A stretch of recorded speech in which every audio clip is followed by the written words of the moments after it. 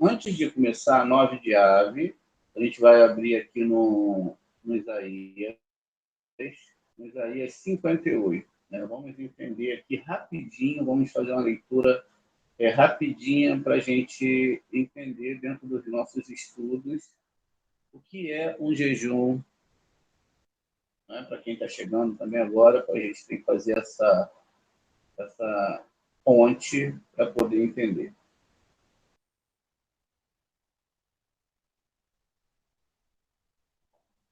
O Isaías, ele foi um grande cabalista.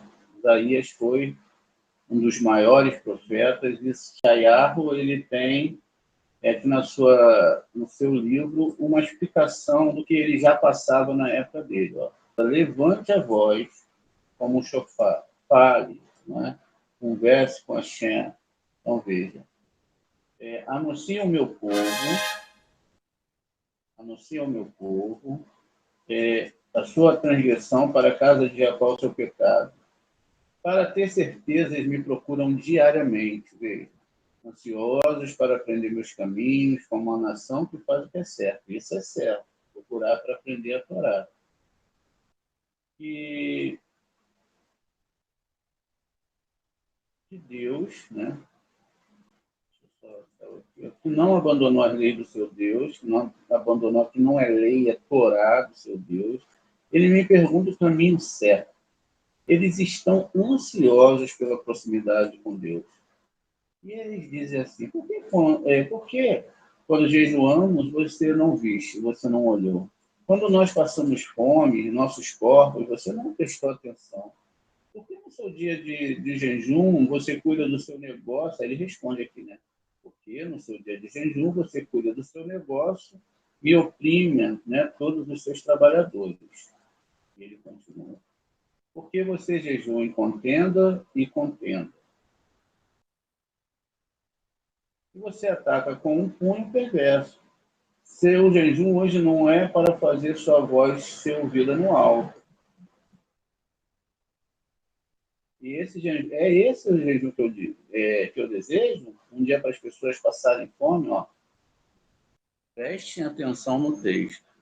É esse o jejum que eu desejo, um dia para as pessoas passarem fome? Vamos ver a resposta aqui de Hashem. É curvar a cabeça como um junco e deitar em panos de saco de cinza, né? A pessoa fica batendo a cabeça para frente, para trás, faz todo esse teatro. E ele fala ainda, você chama isso de jejum? Um dia que Deus vai ser favorável?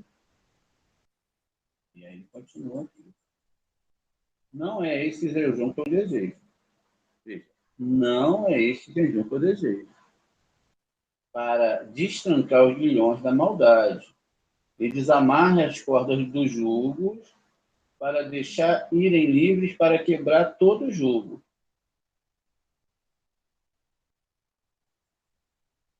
É o repartir do pão com o faminto, é para levar os miseráveis, pobres em sua casa. Quem é que leva pobres e miseráveis na sua casa? Né? Quem é que faz isso, né? Quando vire os nus para os vestir e não ignorar os seus próprios parentes. Está vendo? Tudo isso aqui. Só que a gente ainda tem que entender isso de uma forma mais profunda. Então a luz irromperá como a aurora e a sua cura brota rapidamente, seu vindicante marchará diante de você. A presença de Deus será a sua retaguarda. Então, quando você ligar a Deus, quando você falar com Deus, ele responderá. Quando você chorar, Deus dirá, aqui estou. Se você banir um jogo no meio de ti, a mão ameaçadora, a fala maldosa, e você oferecer suas compaixões para os famintos, satisfaça as criaturas famintas, então a luz brilhará nas trevas e a tua escuridão será como um meio-dia. Deus irá guiá-lo para sempre, matando sua sede em lugares áridos, e dando força aos seus ossos, será como um jardim regado, cujas fontes nunca falham. E aí continua. Né? A gente entendeu. Cabala, ela nunca vai enxergar as coisas como estão aqui, né? A gente tem que entender o que é viúva, depois vai falar do órfão, do faminto. Faminto é todo aquele que está em recepção e não está em doação. Por quê? O eterno, ele é pura doação. Ele é doação, tudo que nós temos no nosso mundo, tudo, absolutamente tudo, do maior ao menor, é dado por ele, sem restrições. Ele não deixa faltar para o verme embaixo da terra alimento, o tempo de vida que ele deseja que esse verme ele exista, Hashem é que vai dar. Hashem não deixa que falte o calor no interior da terra, na temperatura certa para que tudo possa existir, é Hashem que vai dar. O sol que está no céu e tem seu ciclo certo, é Hashem que vai manter. A lua controlando as marés e tudo que existe, é Hashem que vai fazer que isso aconteça. E ele não deixa que essas questões, dentro da nossa necessidade, da necessidade do ser humano, não falte para nenhum deles.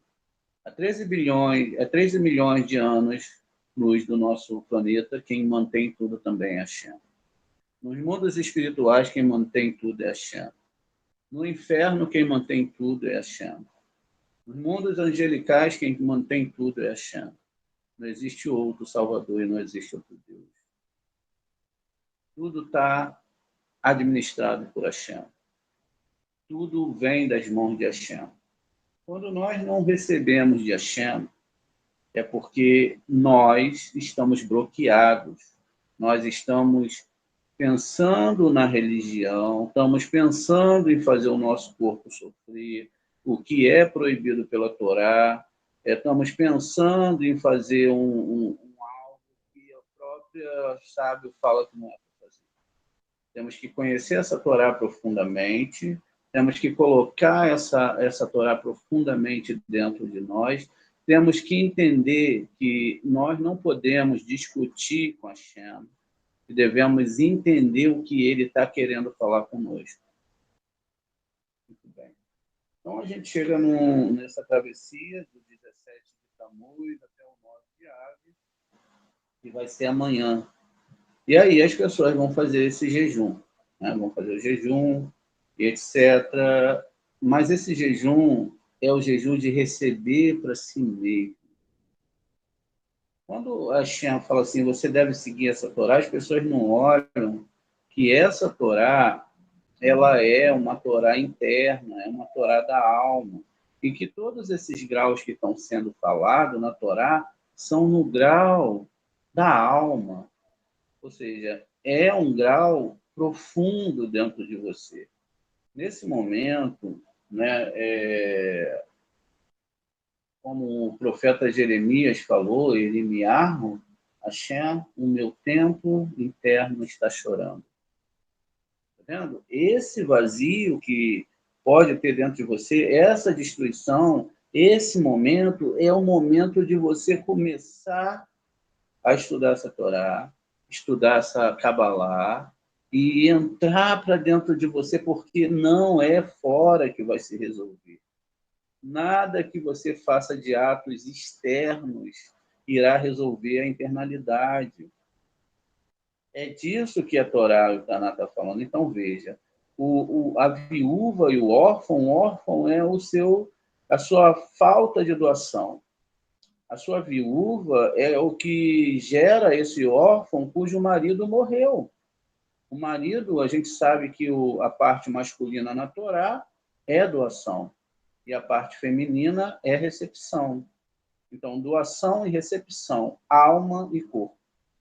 Toda vez que eu vejo na Torá Adão e Rava, Adão é a alma e Rava é a vontade de receber e é o corpo.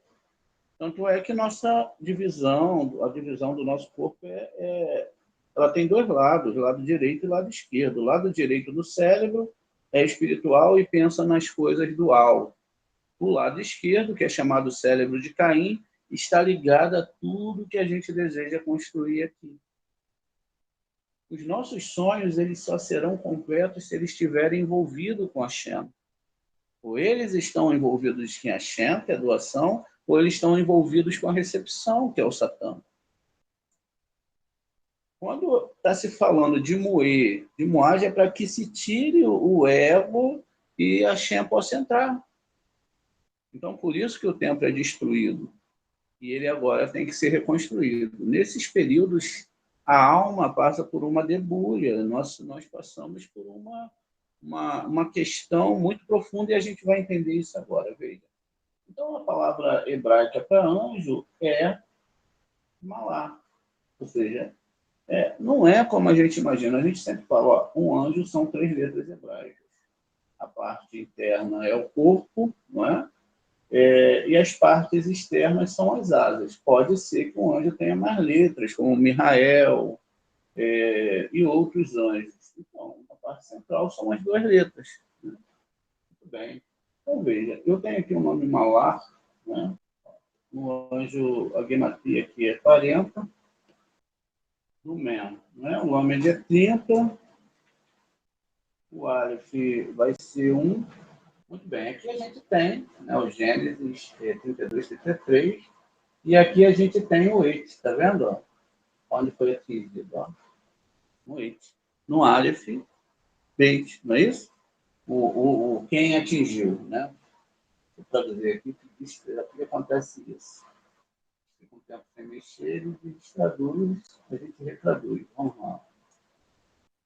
É por isso que os filhos de Israel, isso é o Gênesis 32, 3, Israel até hoje não come o músculo da coxa, está na articulação do quadril, pois a articulação da coxa de Jacó foi torcida no músculo da coxa. Veja.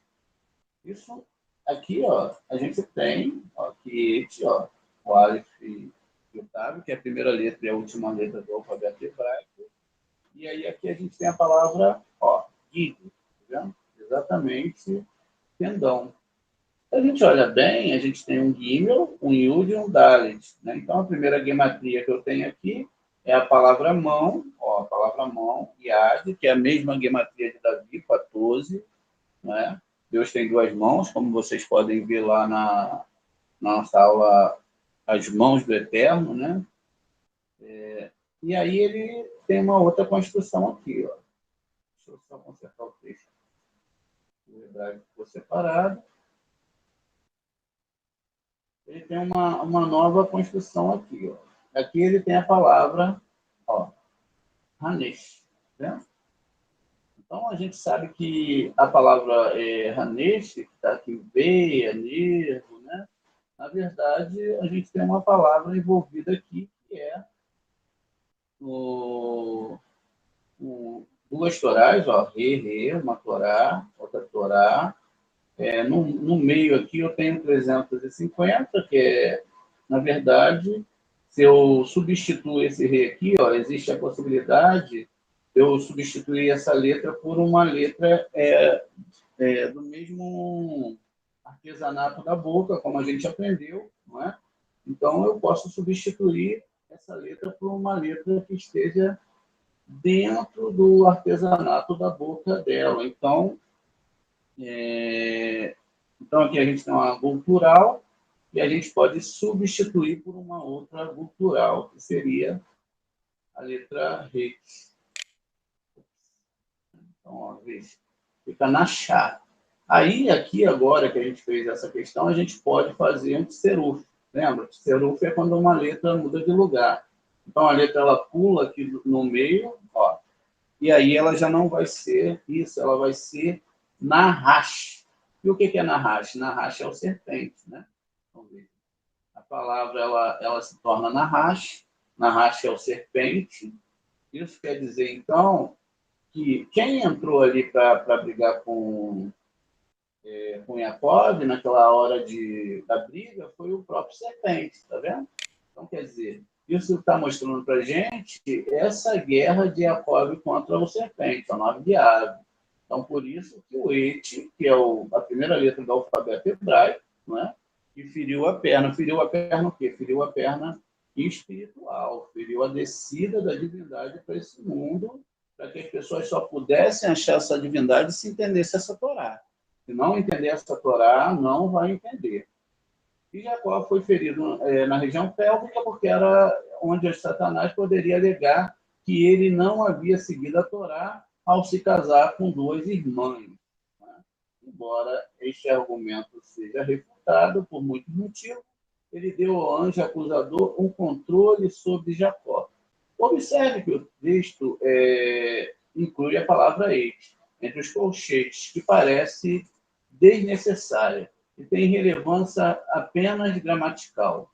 Né? A gente sabe que a Torá não é um livro que procura ser gramaticalmente correto. Né? E a gente já falou que até as histórias que tem na Torá, qualquer livro de cheio são mais bonitos que as histórias. Né? Tanto é que as pessoas vão aos milhares, milhões, não sei, né? Para ver as peças de Shakespeare, mas para a Torá poucas pessoas vêm. Né? As histórias que não são entendidas de uma forma profunda, elas são bem fora, né, do contexto. Né? Então, veja, geralmente mostrando a intenção em acrescentar algo ao texto que, de outra forma, poderia ficar de fora da palavra ete. Inclui o nome de ave em que não se come nem se bebe. Não se come nem se bebe, na verdade, você deve trabalhar o desejo de receber para você mesmo. Então, você não come e nem bebe o desejo de só receber para si mesmo. Você só pensa em você, você só sonha com você, você só projeta para você. Por quê? Isso te desconecta com as outras almas. Você fica desconectado de todas as almas do mundo. Você entra num grupo, você fica congregado dentro de um grupo, mas segregado das outras almas. Como é a Hashem que cria todas as pessoas, e ele faz todas as coisas, a gente começa a imaginar que as outras histórias são histórias erradas.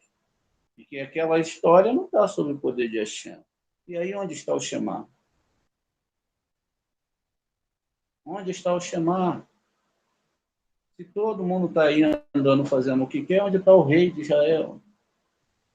Onde está a Kadosh Baruch Hu? Onde está? Se esse mundo é desorganizado, e segundo a nossa visão a gente vê assim, a gente sabe que quem pensa assim já está com a alma condenada, porque não crê no grande rei.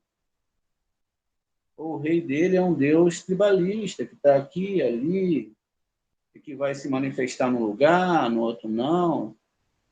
Kadosh Baruch Hu está em todos, em tudo.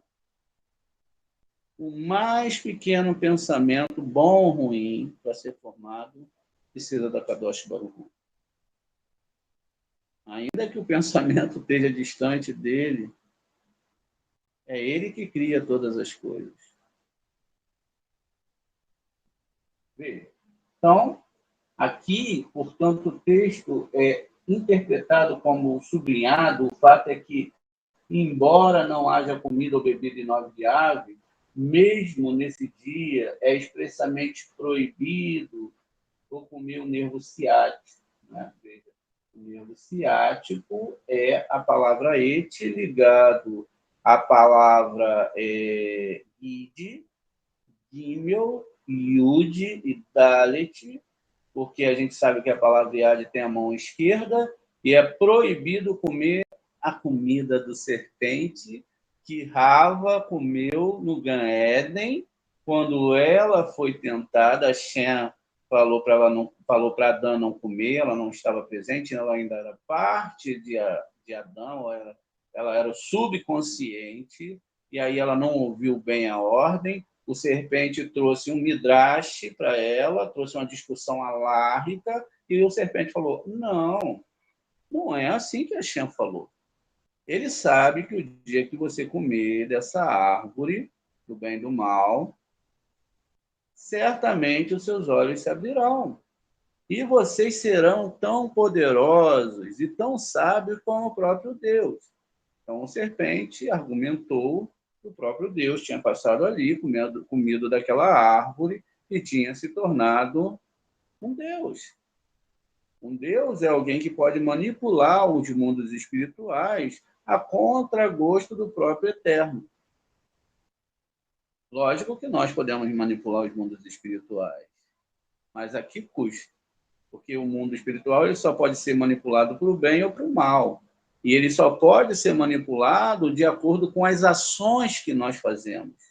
Se nós criamos a ilusão de que não existe um criador dentro das pessoas e elas se desconectam da doação e se ligam na recepção, logo o mundo vai ser destruído rápido, como tem sido feito no nosso planeta. Basta olhar a nossa natureza. A gente falava antes sobre os homens irem caçarem na África, mas não foi só na África, onde o homem pôde extrair e pôde matar os animais, destruir a nossa natureza, destruir as baleias, sempre com o argumento de tirar alguma coisa que faz bem, os tubarões, para tirar a barbatana, fazer um elixir, toda essa bobagem que roda no nosso mundo, toda essa questão que é muito corporal, muito, e a gente está destruindo o mundo, porque não entende essa Torá. A gente acha que se alguém se vestir de pajé, ou botar uma roupa de candomblé, ou botar uma roupa de judeu, se enfeitar, ou isso e aquilo, vai resolver os problemas internos. Mas não é isso que a Torá está falando. A Torá ela está falando de entender essa Torá. E a gente está entendendo essa Torá. Estudar essa Torá de noite, compreenda essa Torá, entenda essa Torá, se ligue aos mundos espirituais. É essa Torá. Muito bem. Então, veja, o nervo ciático já não é mais o nervo ciático e não quer dizer que eu não possa comer, não é? Aquele contrafilé que eu, portanto, gosto. Porque não se trata disso, se trata de algo que está acontecendo na árvore sefirótica. Está falando do que Rava fez. Por que está falando do que Rava fez? Porque a gente sabe que a história ela bate com a história de Jacob. Jacob, ele é o filho de Rivka, assim com Esav. Eles são a reencarnação de Abel e Caim. Caim era filho do serpente, não é? E ele vem, então, e nasce de novo com Jacó. Jacó, como tinha perdido a sua primogenitura, porque agora o filho do serpente entrou primeiro nesse mundo, não é? E essa é uma alusão de quando a alma entra no corpo, né? Que é ali no 13º dia, 33º dia, quando o córtex cerebral começa a se formar, a alma se anexa ali a esse cérebro. E aí, então, como o Caim, que era do cérebro esquerdo, tinha entrado primeiro, ainda que Caim foi o primeiro Baal Techuvá, a gente vai falar isso em outra aula, ele ganhou a primogenitura. E quem era agora o segundo a nascer era o primogênito. Por isso que Esav nasceu primeiro que Jacó. Jacó teve que fazer todo um trabalho e comprar a primogenitura de Esav. Esav era o filho do serpente. Então, ele vai, faz a mesma coisa que aconteceu no Ganeda, ele faz para Esav, dá um prato de lentilha e compra de volta a primogenitura. A mãe, que era a reencarnação de Rava, tinha que fazer a mesma coisa. Então, ela pega um prato e faz um prato para que Sarraque pudesse abençoar Jacó e não Esav, porque o serpente, o Esav, ele enganava Sarraque, com palavras. E Sarraque era encantado por Esav, porque Esav era um judeu total por fora, era nem imagina as coisas que Esav falava. Por isso que ele era um caçador. Ele caçava as pessoas com as suas palavras, mas por dentro era só uma vestimenta. Quando ele saía de perto do pai dele, a coisa pegava. Inclusive, ele levou as feiticeiras para dentro da sua casa que deixaram de Sarraque cego. Quando, então, eles enganam ali o Sarraque, tem toda uma metáfora por causa atrás disso, ele recebe a bênção, o Esav não gostou nada. E ele começou a perseguir o Jacob. Jacob teve que ir para a casa de Labão, depois ele volta, depois de alguns anos ele volta e enfrenta o anjo que é o Samer mesmo, esse anjo que a gente está falando. Vai ser ele que vai atingir a sua coxa. Por quê? Para ele se tornar Israel, ele tinha que ser abençoado por cima e por baixo. O anjo não queria aceitar o trato. Ele tinha enganado a Rava lá e ele falou, não, eu não vou aceitar o trato. O Jacob segurou ele e falou, não, você vai ter que aceitar e eu vou ter que me tornar cabeça. Né? Ou seja, na verdade, a palavra Israel é Ishael, direto a Deus. E aí, então, ele é abençoado pelo anjo, o anjo vai ferir ele na coxa. A gente está vendo aqui no Et, no Aleph Beit, e aí ele consegue gerar, né, consegue ir à frente e continuar com seus 12 filhos. E Jacob é o Sol, a gente sabe disso, e todos os personagens bíblicos são planetas, eles não são pessoas, não é? Eles são transições astrais, e também são a descida das letras hebraicas para o nosso mundo. Tá vendo? Então a gente rapidinho desmistificou tudo. Por isso que tem o Yosef que recebe uma túnica, tá lá, e os seus irmãos ficam com muita raiva dele. Essa raiva vai fazer com que ele venda o seu irmão para o Egito. Então veja, por que a túnica está lá? Porque a lua fica cheia. O processo da Torá é lunisolar. Ela está em cima da lua. Então Yosef é a lua que é jogado no poço, porque toda alma, quando vai vir para o Egito, que é o nosso mundo, que é o desejo de receber para si mesmo, tem que passar pela Lua. Então, passa o Masal. Não é? Então, por isso que a gente consegue fazer os mapas, etc., porque a gente consegue ver em que época que o Sol e a Lua estavam e os planetas estavam para fazer o Masal daquela pessoa. Bem, então, quer dizer que todo mundo que vem para cá é um Yosef? Sim, toda alma que vem para fazer um Tikkun. Então, vamos continuar aqui. Dentro disso, né, então a gente sabe que esse nervo ciático, né, imediatamente o poder de Jacó enfraqueceu e nos dias do ano esse enfraquecimento corresponde a 9 de Ab, tá vendo? Foi nesse dia que aconteceu essa luta. Uma vez que a força de um membro ou um nervo é danificado por um pecado, né? Ou no caso de um tzadik, como Jacó, até mesmo uma sugestão de pecado, isso permite que as forças externas causem acidentes e doenças e ganhem poder sobre ele. Então, por isso que tem que conhecer bem essa Torá. Veja. O Midrash pergunta por que o anjo pediu para ser libertado ao amanhecer? E responde que Satanás foi escolhido naquele dia entre as miríades dos anjos para liderar o serviço de oração celestial. Ele foi escolhido porque havia sido espancado, né? Vemos como isso que o seu papel não é vencer. Devemos superar as provações da tentação e, quando fazemos, elevamos até mesmo as forças negativas, mais poderosas, para a sua fonte na santidade. Neste dia, o poder de Satanás aumenta e um julgamento severo foi feito sobre nós, causando a morte de uma geração inteira no deserto, depois de acreditar no relatório dos espiões também, onde estava acontecendo a mesma coisa. E o templo foi destruído. É assim que qualquer pessoa que come no dia 9 de Ab é considerado como comendo nervo ciático. Qualquer pessoa que vá lá hoje querer construir o próprio templo, receber para si mesmo, vai se arrebentar. Né? Desculpa o termo. Vemos, então, que não é um acidente.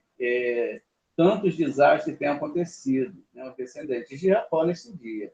E o resultado de uma fraqueza para ceder à tentação que devemos resolver e corrigir. O jejum é fortalecer essa determinação, seu nível mais básico. Temos de lutar constantemente contra a tentação de comer ou beber, né? Neste que é um dia dos mais quentes e incômodos do ano. Ao sermos bem-sucedidos, fortalecemos a força da santidade em nossos próprios corpos e damos força à reconstrução do templo. Todo o ser humano vai ser da tribo de Israel, porque o sol é que determina a vida de todos, né? Aqui nesse mundo, através de Hashem, o poder de Hashem que determina a vida, que vai passar pela lua, não é? Por isso que o nome Adonai e o de Rei está aqui, o Adonai está aqui, fazendo Gematria 91, e que o Deus de Israel, ele é Deus de todas as nações.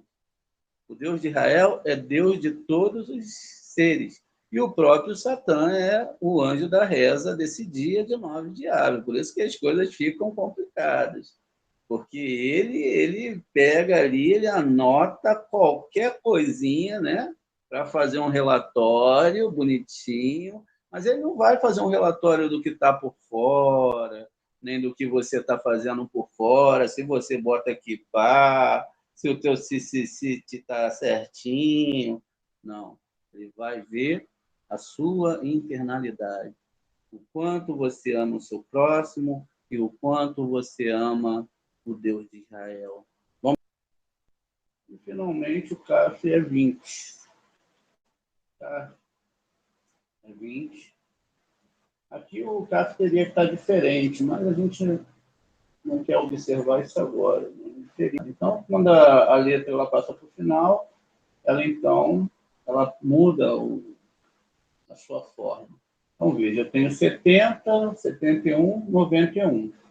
Então, o nome Malá, para a gente continuar logo aqui, entender a questão do nosso sistema, vai ser 91. 91 é uma gematria. Por que 91? Porque 91 é a junção de dois nomes. Né? Por que dois nomes? Dois nomes que são Adonai. Então, Adonai ele vai ter gematria 65. Tem aqui Adonai. E vai ter também o nome Yud-Re-Vav-Re. Logo que Adonai tem 65, Yud-Re-Vav-Re tem 26, Yud-Re-Vav-Re é 26. Logo 65 mais 26, nós vamos ter gematria 91. Dentro desse sistema, então, né, a gente tem que existe uma construção, né, e essa construção ela vai ser exatamente em cima de duas sefirotes. A gente vai ter duas sefirotes envolvidas, e essas sefirotes têm aqui uma construção, né, do que a gente está falando. Olha, são nomes, mas são nomes que são ligados, né, a grandes realidades espirituais. Ó. Então, se eu tenho Adonai, eu tenho o de Re-Vav-Re, que está aqui em Tiferet, eu tenho Adonai, que está aqui em Malhut. Tá vendo isso? Depois que a conexão foi feita. E aí eu tenho o nome Malá. Então, vamos lá. Então, isso vai dar 91, que é igual a soma dos nomes, como a gente vê aqui, né? E cada caminho, quando usado conscientemente para cumprir uma mitzvah, conecta a fonte espiritual, vai conectar a pessoa a uma fonte espiritual desse membro e é vitalizado pela união do espiritual, representado pelo nome Yud-Kei Vav-Kei. Esse corpo ele é formado tanto no macro como no micro, ou seja, Yud, a gente vai ter o Re, né? Letra Re, o segundo nome do Eterno. A gente já tem aqui, ó, o braço, né? A cabeça, o braço. A gente precisa do tronco,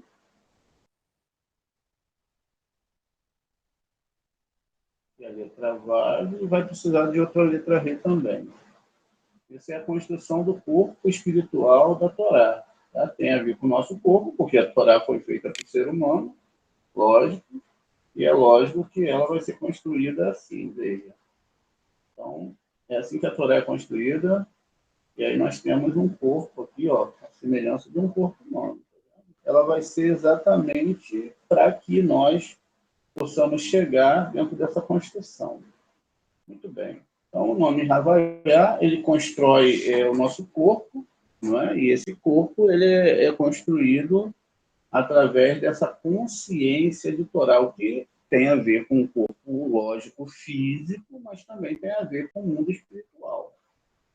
Então, a pessoa ela vai fazer possível essa força espiritual, né, habite no mundo físico, permitindo que a Shekhinah tenha morada no mundo físico. Uma pessoa também tem 365 tendões, e esses correspondem a 365 preceitos negativos que não devem ser feitos, ou seja, ela tem 248 mandamentos positivos. Então, esses 248 mandamentos positivos são aquilo que se deve fazer, e ela tem 365 mandamentos negativos do que ela não pode fazer. Então, ela tem um ano, né, 365 mandamentos negativos que ela não pode fazer. 248 está ligado à gematria do nome de Avraham e também do anjo Raziel, que é o anjo do segredo, e 365 está ligado a esses dias, e o nome Hassatan, não é? Ele tem gematria 364, porque ele pode acusar o homem 364 dias no ano, menos em Yom Kippur. Então, em Yom Kippur, ele não tem força sobre o ser humano para acusá-lo. Por isso que tem que ter muito cuidado com a Torá, estudar muito profundamente essa Torá, para não cometer erros e a pessoa ficar sendo machucada o tempo todo por causa dessa Torá. Muito bem. Então, diz aqui, né, que... Deixa eu ver aqui onde a gente parou, no Zohar.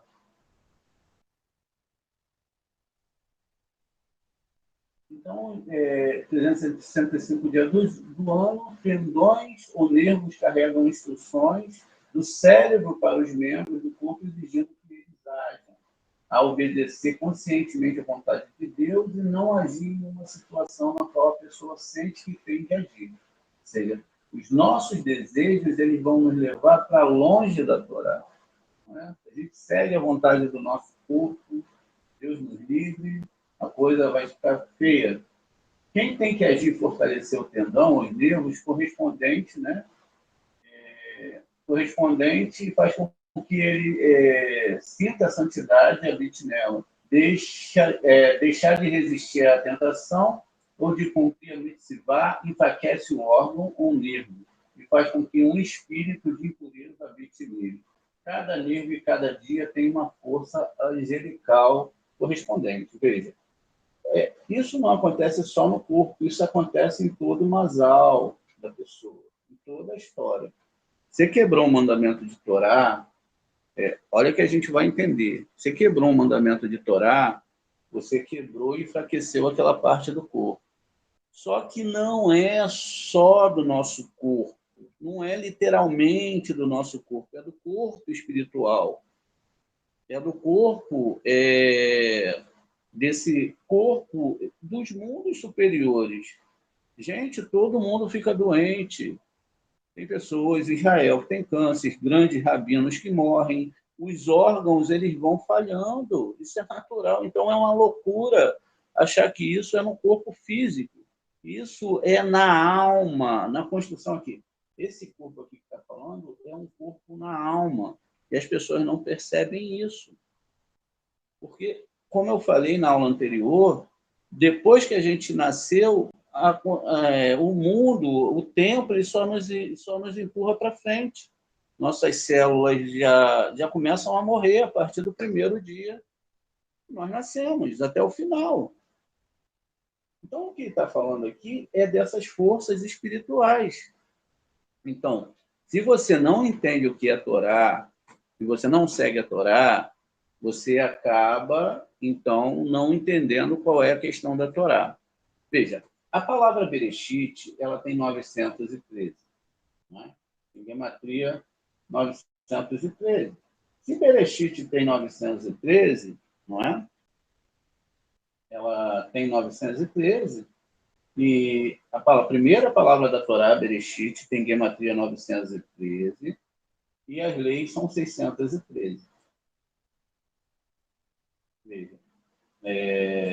Aqui, então, está que 613 leis. A gente sabe que a matemática ela não erra.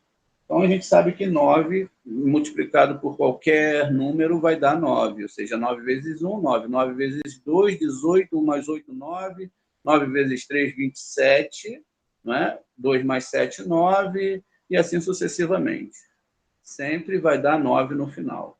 6 não. No 6 você soma 6 vezes 1, 6, vezes 2, 12, aí já dá 3, 6 vezes 3, 18, 1 mais 8 já dá a verdade, veja, ó, a verdade chegou. E a gente sabe que o 9 é o número da verdade, porque Aleph é a primeira letra da Torá, Mem é a letra central, Tav é a última letra, então a gente tem a palavra Emet. Tav 400, Mem 40, Aleph 1, 441, 4 mais 4, mais 1, 9. Então, o que está falando a verdade é o alfabeto hebraico, a gente tem que entender esse alfabeto para chegar lá. Então, veja, a verdade caiu, Adão caiu, não foi?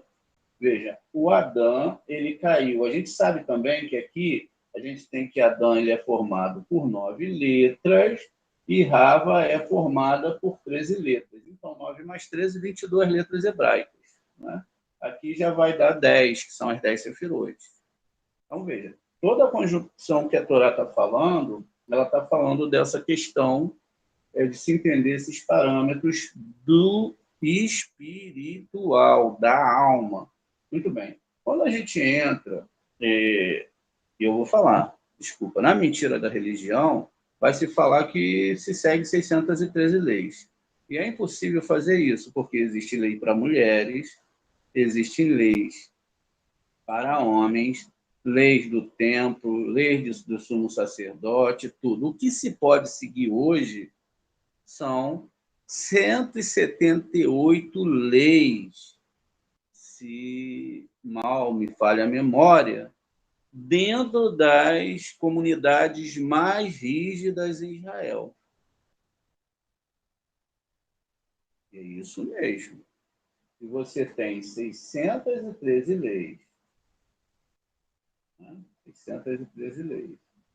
E dessas 613 leis, você pode seguir 178, né? Estou falando aqui por algo que eu não lembro realmente, mas é mais ou menos algo assim. Então, ficaram 435 leis para fora. Quer dizer, dentro de uma proporção, quer dizer que você nem devia estar andando agora, né? Você devia já, todos os seu corpo já não devia nem estar funcionando, porque tudo funciona através da força divina. Então, a gente tem que reinterpretar essas leis e entender o que são essas leis e como elas são no mundo espiritual. Isso faz, desculpe falar, que quem fala que segue 613 leis esteja mentindo, ainda que a pessoa ache que esteja seguindo. Ou não. Depois vocês respondam. Então, veja, o que a Torá está falando é de uma situação diferente, é de uma situação diferente. E vamos entender o porquê. Muito bem. Então, a gente vê aqui que o texto ele fala sobre isso, mas ele fala sobre atingir todo esse corpo, o que torna a coisa muito mais grave. Porque quando você peca, quando você não ama o seu próximo como a ti mesmo, e Deus acima de todas as coisas, você está ferindo toda a humanidade. Você só se preocupa com você em primeiro lugar. Quando você vai rezar, você reza por você, depois você reza pelo seu filho, e sempre que é para Deus te dar isso, e sempre para Deus te dar aquilo, e aí tal, e que você possa ser abençoado para abençoar os outros. Né? Sempre a gente se coloca, isso é super errado na Torá. Esse é o primeiro mandamento, ame a Hashem acima de todas as coisas, e o seu próximo como a ti mesmo. Então, se eu amo meu próximo como a mim mesmo, então as coisas ficam fáceis, né? Eu não preciso fazer um esforço para ajudar o meu próximo, eu não preciso fazer um esforço para rezar pelo meu próximo, eu não posso, não uso o meu próximo como trampolim, eu vou amar o meu próximo como eu amo o meu Deus. Se eu não amo o meu próximo como eu amo o meu Deus, então eu não amo nem meu Deus. Eu nem cheguei ainda nesse nível.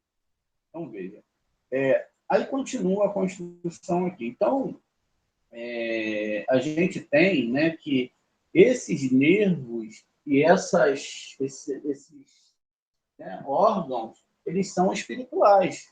eles são totalmente espirituais. A gente sabe que o Abraham, antes dele ter 248, ele era Avram. Então, ele tinha 243 de gematria, e aí ele recebe um rei, no nome dele ele se torna Abraham. O rei é o 5, não é?